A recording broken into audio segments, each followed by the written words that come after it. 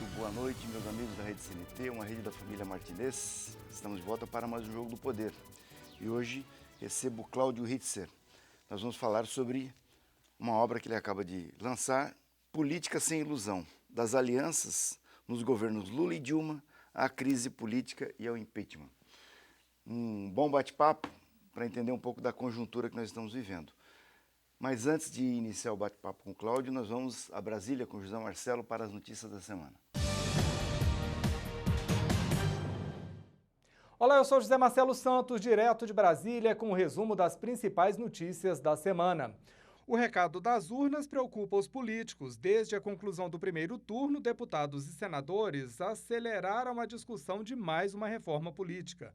Na Câmara, a comissão que vai discutir as mudanças foi instalada na semana passada. A ideia é votar tudo de forma separada para aprovar logo o que for consenso e deixar temas mais polêmicos para depois. Entre os pontos considerados mais fáceis estão os novos prazos para registro de candidatos e o tamanho das campanhas eleitorais.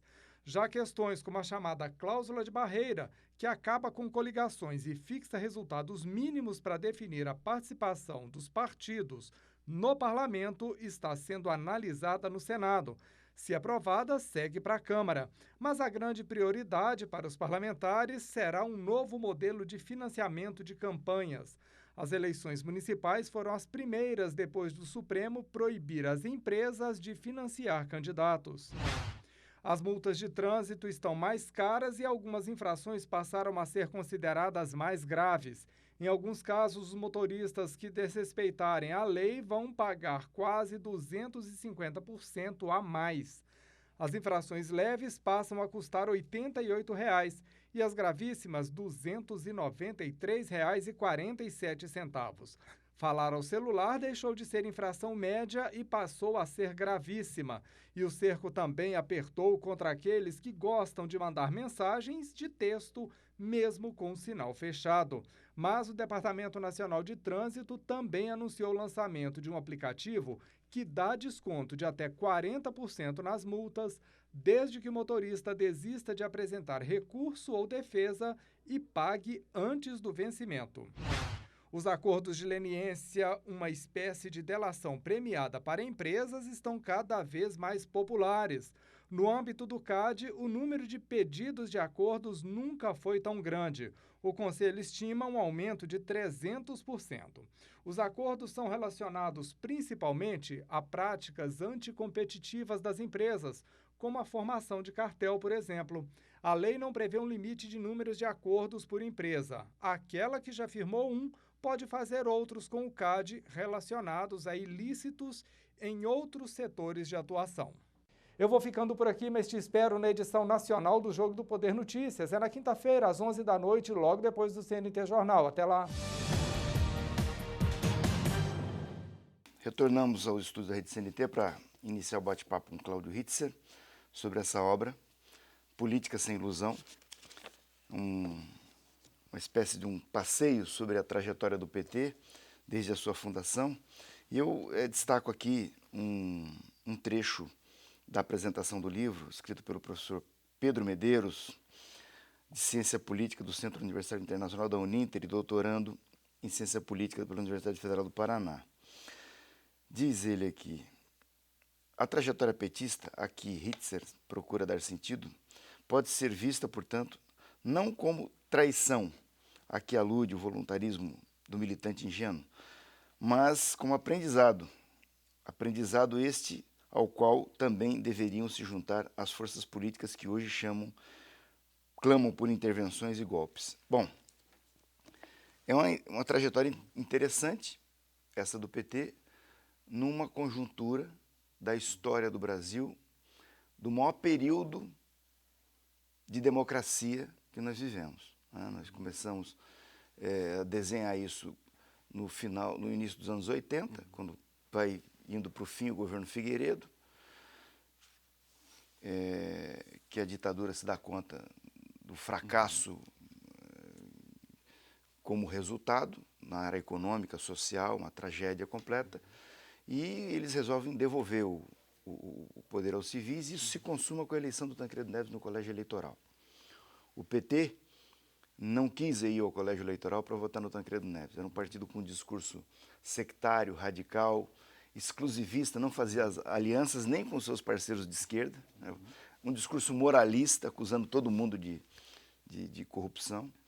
E essa trajetória vai até 2002, quando o PT se refaz, né, a partir da compreensão de que se não se refizesse, não assumiria a condição de governar o país.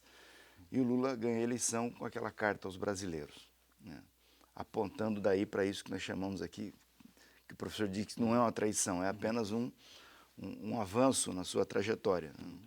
E daí, o que você tem a nos dizer sobre isso? Bom, boa noite, Rocha. Como você disse, né, o PT tem uma trajetória, né, e um papel muito importante, né, na redemocratização do país. No entanto, essa redemocratização ela teve um bloqueio, né, teve uma freada, né, muito brusca, né, com o golpe que houve este ano. E o que nós estamos vendo de lá para cá é uma consequência apenas da ofensiva da direita, né, tentando implementar o seu projeto. O PT, como você disse, tinha realmente seu programa, né, a sua linha política muito bem definida, tanto que votou contra o Neves, né, Tancredo Neves, no colégio eleitoral.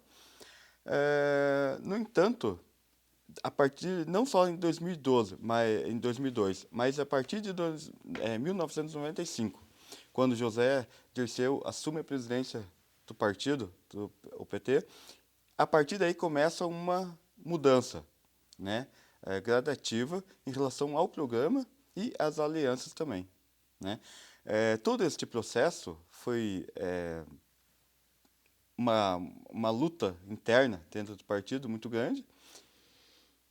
Continua ainda esse debate ainda muito intenso, inclusive atual, né? Ou seja, muitos ainda acusam que o fato do PT ter chegado aonde está nesse momento,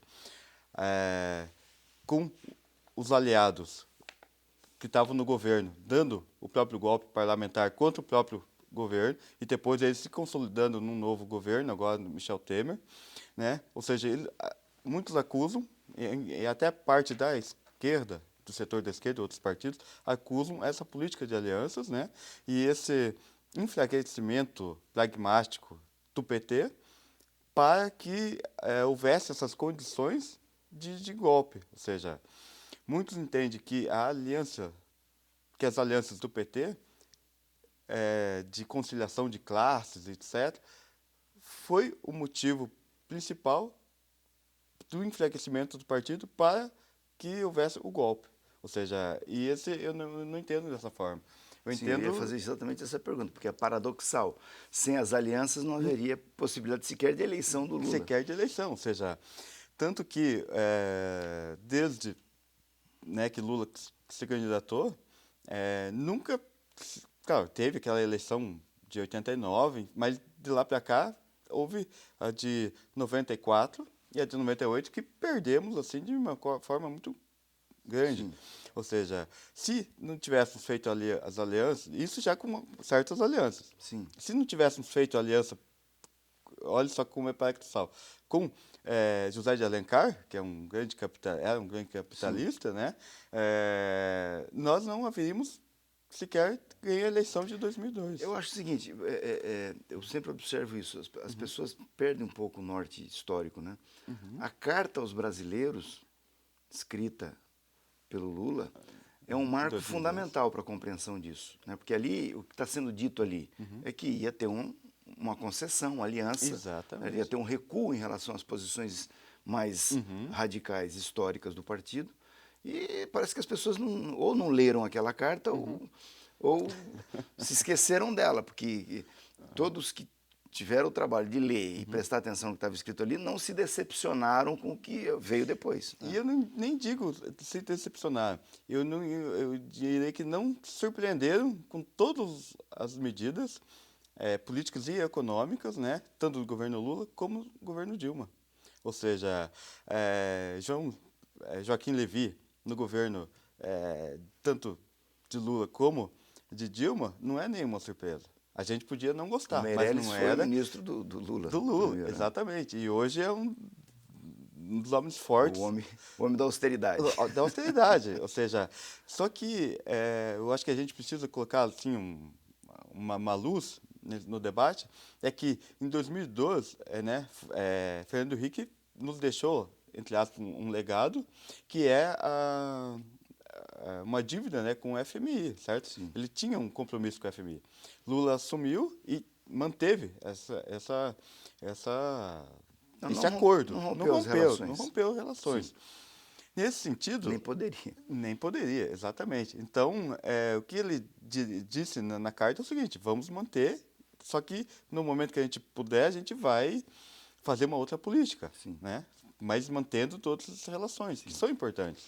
Eu vou ter que chamar um intervalo e a gente volta depois para a sequência do bate-papo sobre uma bela contribuição para uma discussão que se inicia no Brasil dessa experiência do PT durante esses anos de poder. Daqui a pouquinho, depois do intervalo, nós seguimos com o bate-papo.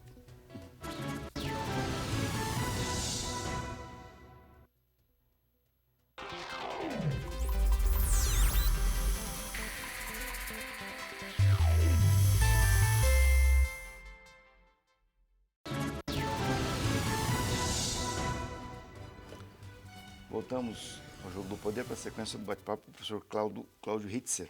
E falando da obra que acaba de ser lançada, de uma análise da trajetória desses anos de poder do PT.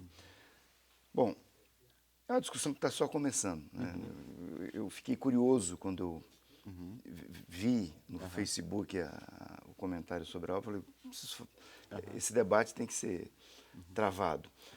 E aí, nesse momento, eu queria...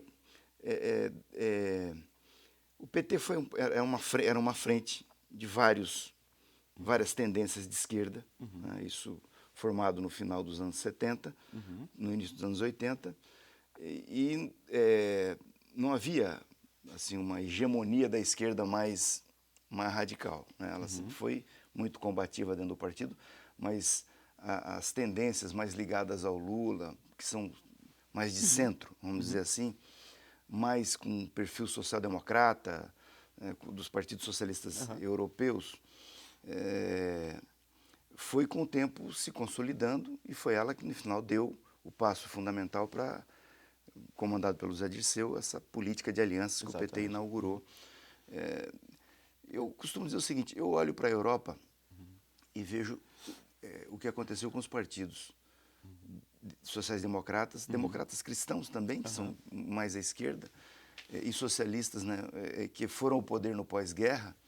Todos eles, no final das contas, fizeram enormes concessões para governar e quase que a totalidade se envolveu em formas de financiamento da política ilícitas e se envolveram em escândalos. Não há uma certa semelhança do PT com isso também? Olha, o fato é que esse é o modus operandi da política, né? Ou seja, uma coisa que a gente precisa diferenciar nesse aspecto é aquilo que algumas pessoas podem ter se enriquecido pessoalmente, isso é algumas, né? Outra coisa é o modus operandi do financiamento de campanhas. As tentativas que estão no Congresso agora de tentar aprovar uma lei que dê vamos dizer assim, uma anistia para o Caixa 2 é o reconhecimento de que é assim que exatamente, funciona. Exatamente. Ou seja, só que no atual momento, né, da ofensiva da direita, foi pegado o PT para Cristo justamente para, ou seja, vamos fazer tudo para que esse partido aí, que querendo ou não, a direita, a famosa burguesia, nunca nos aceitou, né, na presidência, tolerava, por causa dos acordos, tudo, mas nunca nos aceitou. Então, ela viu, nesse momento de radicalismo, né, a partir aí principalmente de 2011, por causa das políticas da presidenta Dilma, né, ou seja, a burguesia nunca aceitou aquilo. que ela tocou na questão dos juros, né? Tocou na questão da energia elétrica, tudo isso incomodou muito fortemente a direita, a burguesia, principalmente os rentistas, né? O mercado financeiro, etc. E isso veio se acrescentando, né? Veio se aprofundando esse radicalismo por parte da burguesia, ou seja, contra essas Agora, políticas. esse discurso que tem de anticomunista na sociedade, ele é um discurso, agora está fazendo algum efeito, mas isso é uma bobagem, vai passar já já, porque as pessoas sabem que o PT não é um partido comunista, o PT não propõe o comunismo, não ficou 13 anos no poder e nós vimos o que foi o PT no poder, houve avanços sociais inegáveis, mas o partido conciliou com a política econômica inaugurada lá atrás no Fernando Henrique Cardoso, certo? E isso, de certa forma, estabelece os traços de semelhança do PT com agremiações de centro-esquerda, né? De centro. Exatamente, exatamente. A grande questão, que inclusive estava que é a Carta de 2002, ou seja, a Carta aos Brasileiros. Ou seja, é aquilo que se chama, Rocha, de conciliação de classes. Ou seja, que o PT, isso é algumas acusações que o PT sofre, é que o PT se aliou demais a esses partidos, fez tantas alianças para poder governar, e bem no fim, esses mesmos parceiros deram um golpe para nos afastar e implementar aquela agenda que o PT, de uma certa forma, por mais alianças que tinha, com o setor empresarial, com o setor financeiro, não era tudo aquilo que eles queriam. Ou seja, eles queriam uma outra política. Pois é, mas eu tenho uma questão que, agora, olhando para o final, quando a Dilma ganha a eleição, ela ganha a eleição com o discurso de mais Bolsa Família, mais médicos, mais ProUni, mais Estado, mais inclusão social, né? Programas de inclusão social. Ela assume o governo e chama o Levi. E aí ela começa a articular um programa de austeridade que era exatamente a negação do discurso eleitoral. Você acha que isso foi determinante para o isolamento do governo, para que ele ficasse sem apoio, sem base social? Na minha opinião, foi. Esse ponto foi determinante. Porque, como Rocha, você comentou, existe um discurso de ódio na sociedade. Isso Mas você não acha que esse troço é uma coisa isolada? Eu acredito que não. Não? Eu acredito que não. Tanto que se refletiu né, nas eleições municipais. Né? Ou seja, o PT perdeu, né, significativamente. A parte institucional perdeu muito. E isso se reflete. O partido, quando vai ao poder, quando eu falei dos partidos europeus, todo partido, quando vai ao poder, ele tem uma consequência imediata. A militância vai para o poder, assume cargos, e a consequência imediata é virar as costas para as ruas. Isso se você olhar o panorama dos partidos de centro-esquerda na Europa que assumiram o poder, a tendência é ir para o poder e começar aquele discurso de negação do conflito, certo? De minimizar o conflito. Isso é uma tendência. Todo partido vai para o poder, ele se torna conservador. E a tendência do conservador é, primeiro, negar o conflito, tentar mostrar que ele não existe, certo? E que é tentar fazer certas conciliações. Na sequência, estigmatizar o conflito e, no final, eliminar o conflito, inclusive fisicamente, como a história mostra em algumas situações. Esse fenômeno é um fenômeno que aconteceu lá fora e acontece com o PT aqui. Nesse livro, você tenta explorar esse aspecto, porque, na verdade, é um aprendizado, né? A esquerda nunca governou o Brasil. O Brasil tem quase 5 séculos de governos conservadores de direita. Exatamente. Ou seja, eu tento explorar a questão da linguagem do ódio na sociedade. Ou seja, que, na verdade, ela vem tentando. Quando eu digo assim, a direita, é todos os setores da direita. São partidos políticos através de seus discursos, né, de suas lideranças. É o setor empresarial, né, ou seja, são presidentes de associações de classe que fazendo discursos, né, ou em suas entrevistas ou jornais, sabe, promovendo e desgastando esse discurso de inclusão social, de mais Estado, e tudo isso vai causando, com o tempo, o ódio na sociedade. Ou seja, e nós vimos isso, e estamos vendo isso muito fortemente. Ou seja, todo mundo que veste uma camisa vermelha é hostilizado praticamente na rua. Eu vou ter que chamar outro intervalo, eu quero voltar exatamente nesse ponto, porque a história ela sempre se apresenta de formas diferentes, mas ela se repete. Se repete, né? Então, infelizmente. eu queria voltar no bloco seguinte para a gente falar da repetição da história, essa questão do ódio que você está falando aí, que deve estar sendo tratada no livro também. Nós vamos a um breve intervalo e voltamos em seguida para a sequência do bate-papo com o professor Cláudio Hitzer, daqui a pouquinho.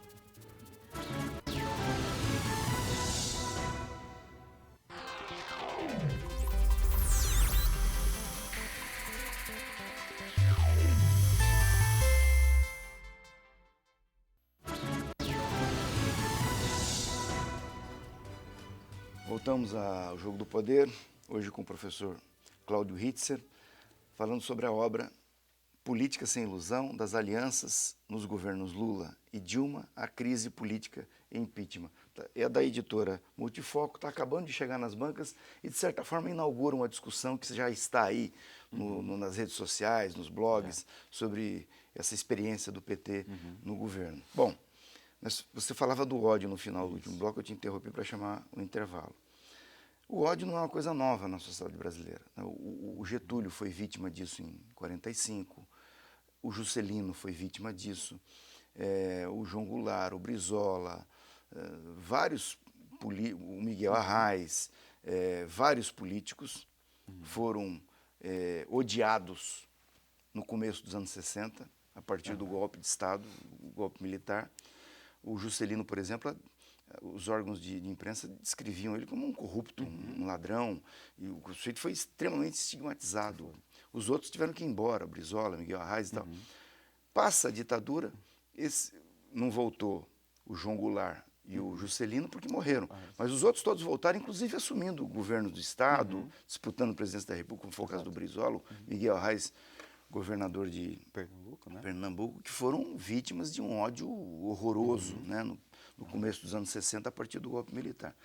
Você acha que o destino desse ódio que você fala que há contra o PT vai ter o mesmo desfecho no futuro? Pode ter, mas eu não sou pessimista, né?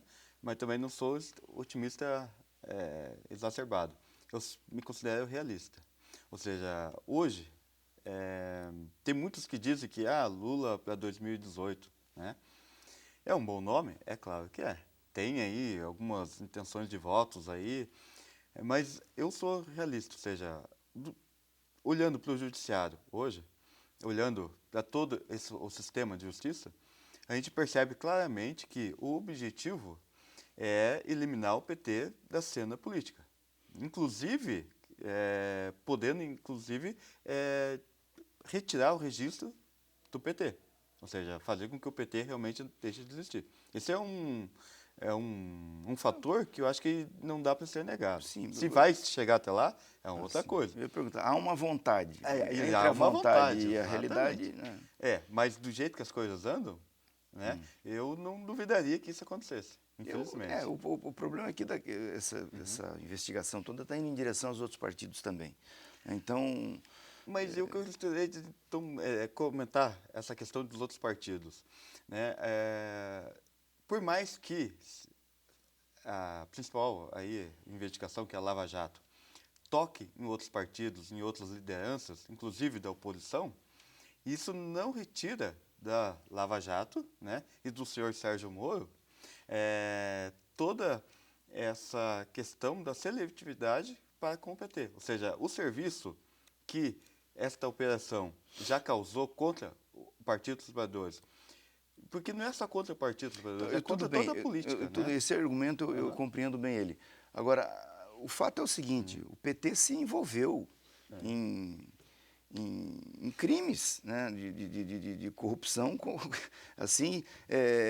Eu diria que é o modus operandi da política. Não, eu sei, mas o fato é que o partido se envolveu. Então, como é que você pode pedir para o Sérgio Moro não fazer o que ele está fazendo? Ele tem que fazer, não tem jeito. Né?